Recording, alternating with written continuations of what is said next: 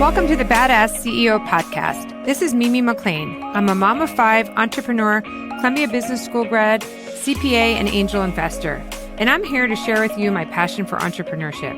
Throughout my career, I have met many incredible people who have started businesses, disrupted industries, persevered, and turned opportunity into success.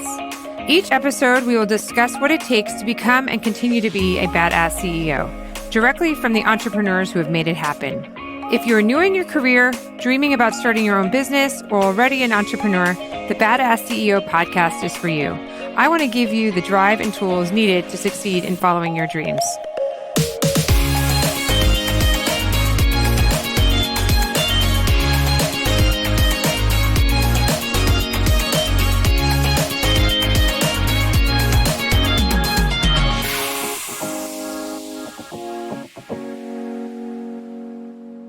Hey, welcome back to the Badass CEO. This is Mimi, and today we have on Alana Ruoso, and she is a success coach for designers, creators, and professionals. She will show us today how to ditch your struggle, own your value, and move your business from vanilla success to spectacular triumph. Thank you, Alana, for coming on today. To get your top 10 tips every entrepreneur should know, go to thebadassceo.com/tips. I'd first like to just hear a little bit about yourself and how you went about to starting your company. Sure. Well, I started out many years ago in the graphic design field. So I've been a creative for most of my life and started studying graphic design in high school. So at a really young age, I went down the creative path and have enjoyed a lot of my career, have not enjoyed a lot of my career. It's been super up and down and a lot of anxiety, challenges throughout it.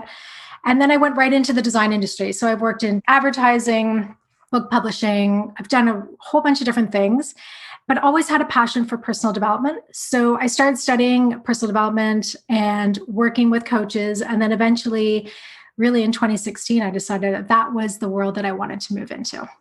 Yeah. That's great. And then did you just go off on your own right away?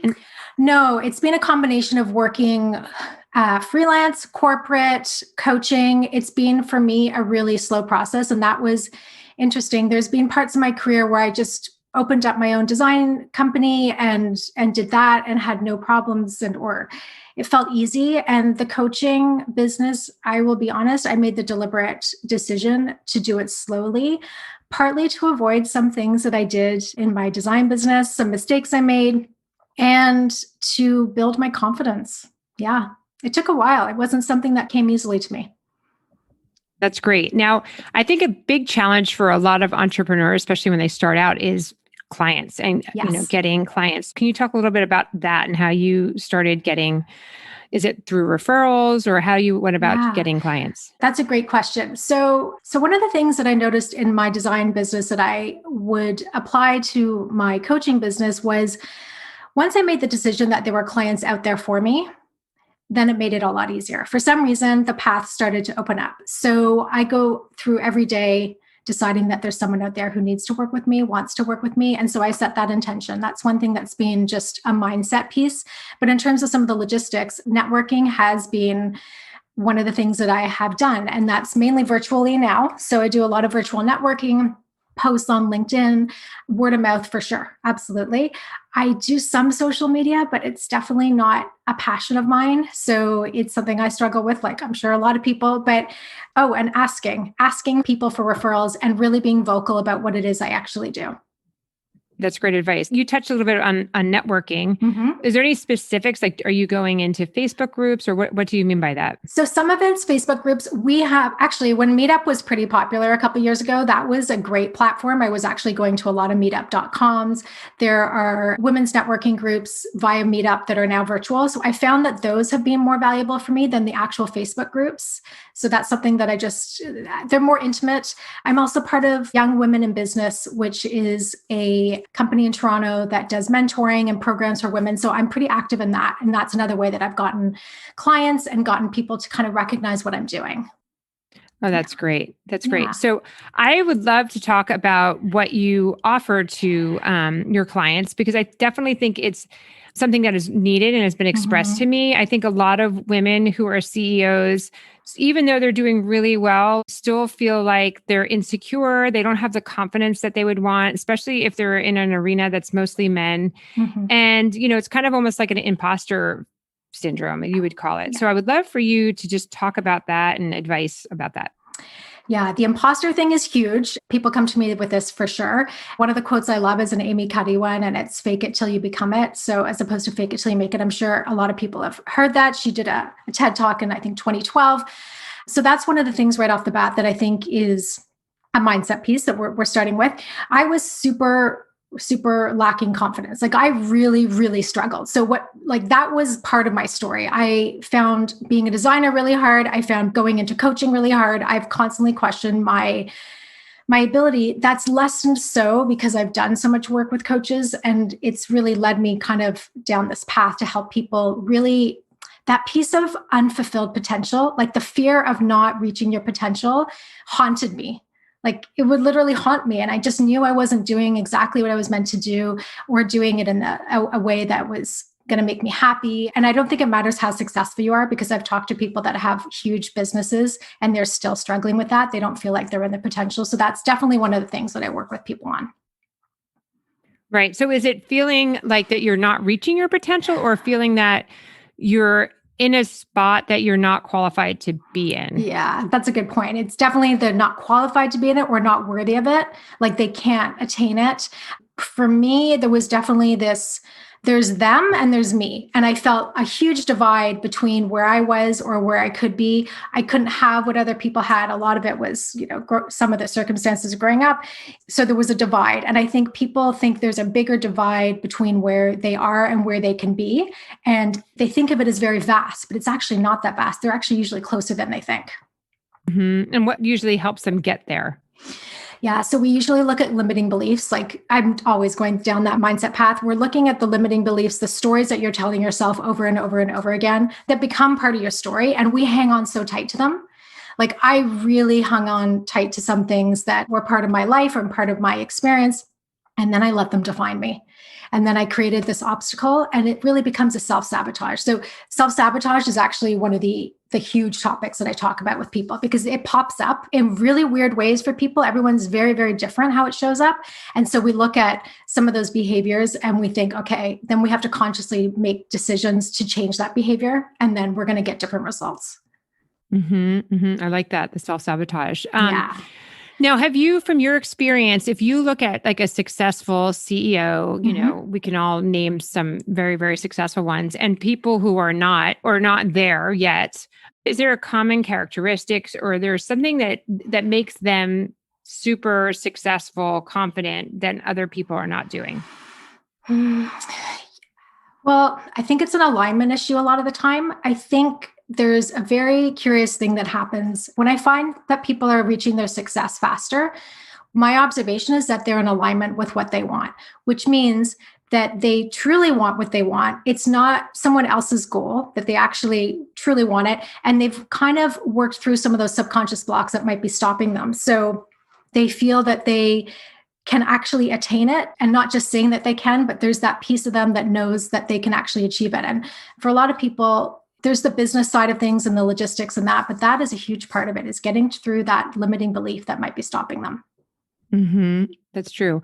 Now, do you recommend, or is there anything that you would suggest, like on a daily basis, that someone can do, like in the morning? Is it meditating? Is it something, is it journaling, like things that get you there physically than just saying, okay, I'm going to have a positive mindset? Yeah, no, absolutely. And it's really like just positive mindset is kind of meaningless really, because like there's definitely, science to back up. You can just have that. But the two things that I found have been really instrumental for me and for a lot of my clients is, one is having that intention every morning. So it is whether you want to do that in journaling or whether you just want to say it to yourself, setting the intention for the day. That's something I actually do every single morning.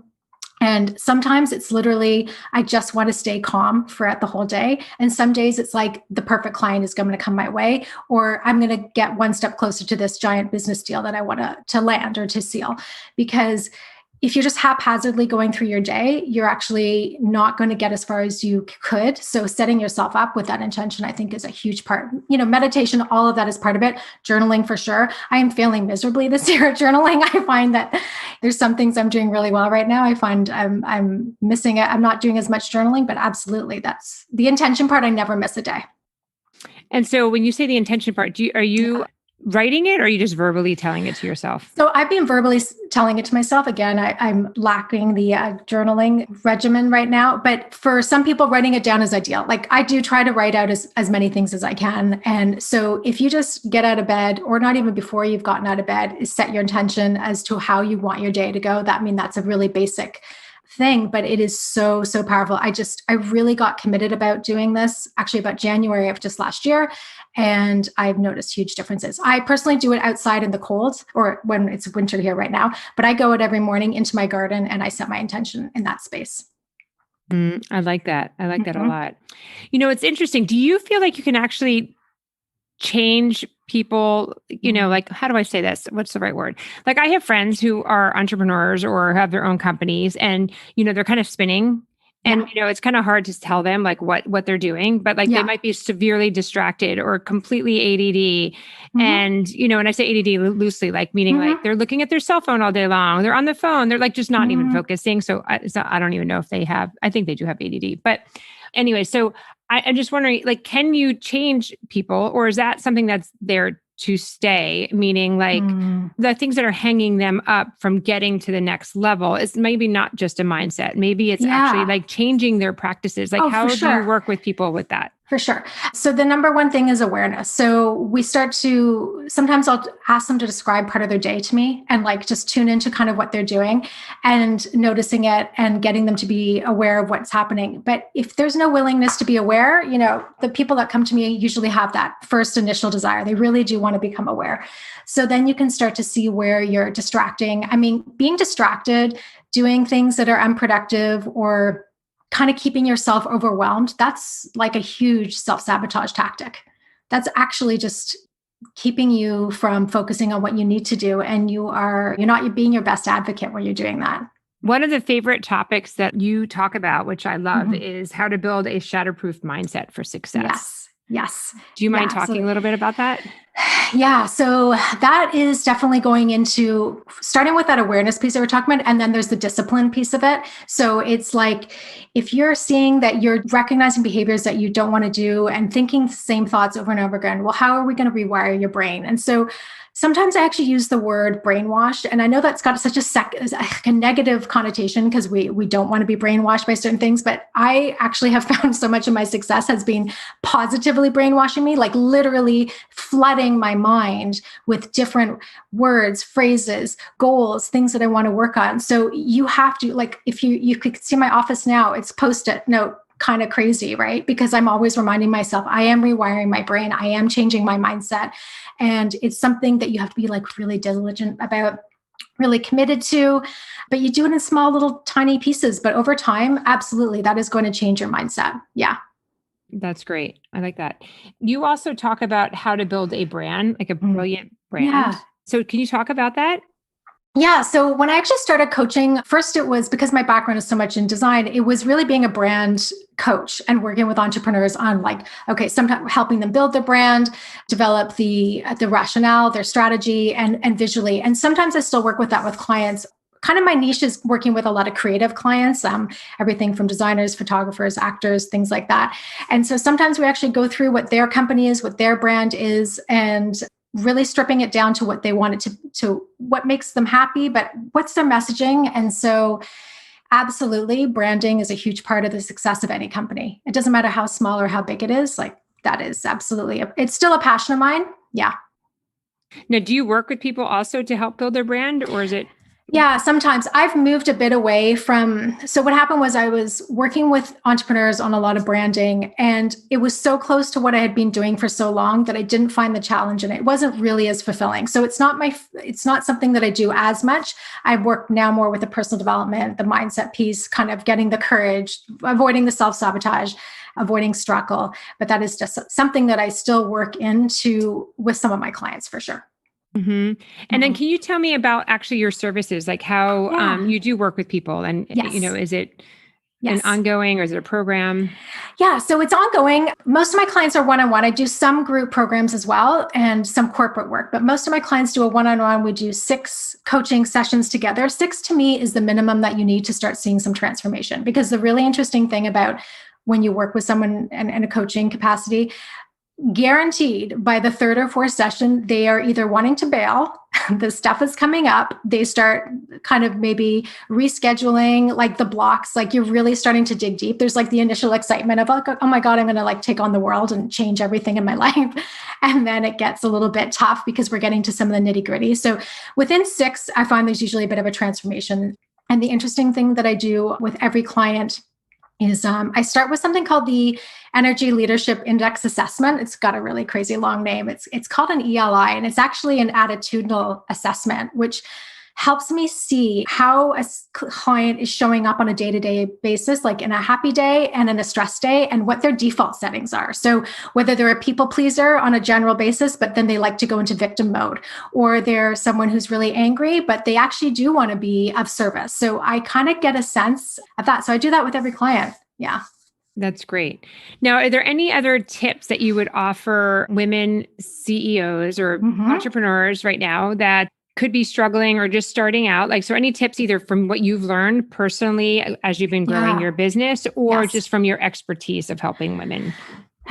So one of the things that I've noticed, and I'm going to say especially with women, is that they have an addiction to struggle. And this was something that came up huge for me. I've been to tons of, we talked about those women's entrepreneurial networking groups. I've been to so many, and quite a few of them, they are a lot of women talking about how hard things are, the struggle. It's like they're overloaded, they're overtaxed, they're like maxed out. And of course, some of them are balancing, being parents as well. But they're making it harder than it has to be. It's not like building a business is easy, but I feel like they're adding these layers of overextending themselves, the sabotage layer on top of it, telling themselves, I don't know what I'm doing when they actually do know what they're doing. So to me, I just see it, I just use the whole word like struggle. It's just this like dark cloud of struggle, and they are entrenched in it. And I feel for a lot of people, it's an addiction. How do you recommend undoing that? So first, recognizing where and how you're doing it. And it kind of ties into self-sabotage. Like for me, my biggest addiction to struggle was overscheduling and being super busy. So I would just be a crazy multitasker. And I convinced myself that was just because I was multi-passionate and I liked doing a bunch of things and I was just super creative and I had all these ideas. No, what it really was me taxing myself to the point where I was exhausted all the time. So once you recognize where you're actually doing it, you can start to see, is there little things where I'm willing to let go? Are there places where I'm actually willing to let this struggle go? Do I have to do everything that's on my calendar? I mean, we all have these insane calendars. And that's the first place that we kind of have to look at for a lot of people is where are they overdoing it? And I always say it has been for me a struggle to let go of struggle. And I see that with a lot of people because it's just our default setting. Especially as women trying to do it all. Yes. We're trying to make everything perfect and try to juggle everything and not ask for help. Oh, yeah. Oh, I love asking for help now. It's like, that's definitely helps you release the struggle. It's like, like being open to different solutions. It's like, I always think of those people, like when I've ever had that friend and they're like, let's just say they just can't stop coughing and you offer them a cough drop and they're like, no. They don't even want the cough drop. It's like, it's just going to make you any little thing. They just don't want any reprieve. Like right. It's like the littlest things that shows up in your life. Well, I think what happens is I'm in this mastermind group and there's one woman today who's a doctor. It was very eye-opening because having somebody else hear it, that I'm probably doing the same thing. She was saying that she only works 4 days a week because the 5th day she uses it as her admin day where she does all the administrative stuff. She doesn't have an administrative assistant. Right. And so I'm like, wait, I'm sure she's making several $100s an hour that she's billing out as to be a doctor, but yet you're sitting and paying your bills, like, right? And I'm sure, I'm like, it's kind of like when you hear somebody else say it, I was like, oh my gosh, what is she doing? Like, it's obvious, like, what are you doing? And I think a lot of the times is actually slowing down enough to recognize that you're doing that. And then I think her struggle was like, yes, I would love help, but how do I stop find the help and then train that help. Like I don't even have time to stop and do those two things in order to even let it go. Yeah, that's like such a great example. That's really typical. It's like all these small things that we don't need to be doing, but we hold on so tight to them because I think, especially as overachievers, so many women are overachievers. You just hold on to everything because you want to control it. You want to be responsible for the success of all of it. And the more we let go, the more we end up releasing struggle. And the more you release struggle, the more you allow yourself to really like be present with everyone. And honestly, it's just a different kind of life. Yeah. No, it's true. But I definitely think going through this, and this is what I keep saying to myself as much as I can, and I'm trying to be a very organized and simplified person, but creating systems for everything, right? Like it's almost like they always say, like, have a place for everything in your home. Like, you know where the scissors go, you know, your keys go, you know where your glasses go, right?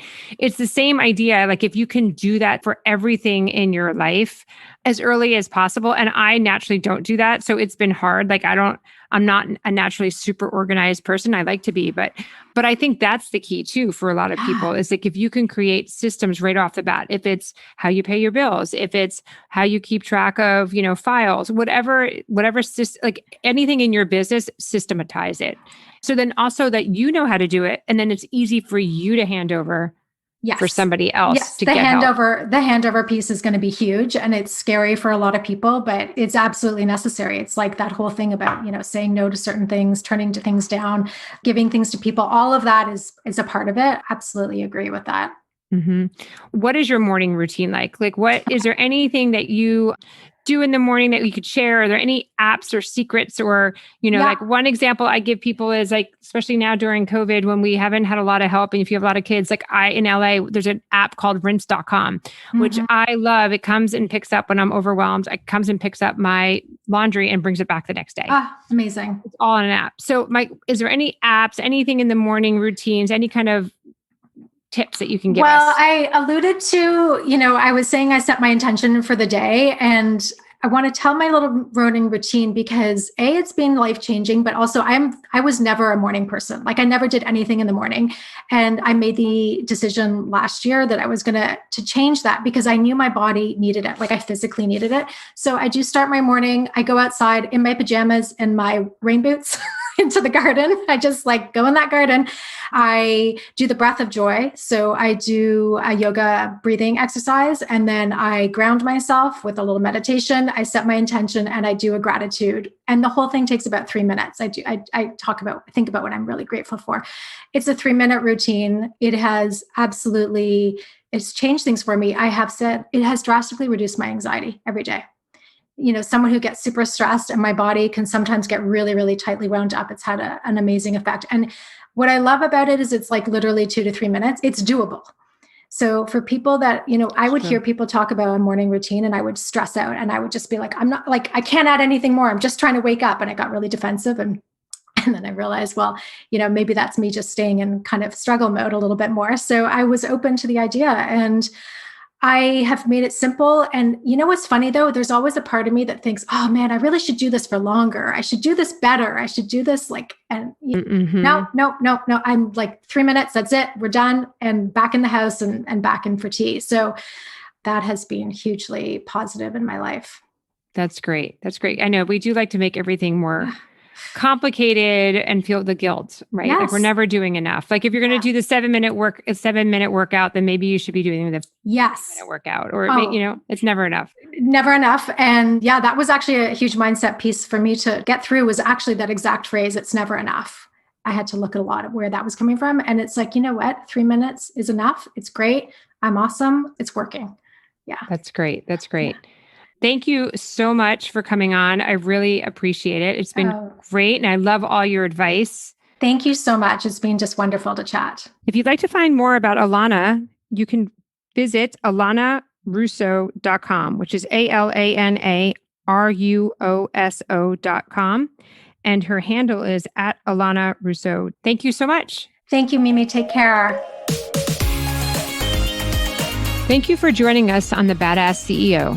To get your copy of the top 10 tips every entrepreneur should know, go to thebadassceo.com/tips. Also, please leave a review as it helps others find us. If you have any ideas or suggestions, I would love to hear them. So email me at mimi@thebadassceo.com. See you next week, and thank you for listening.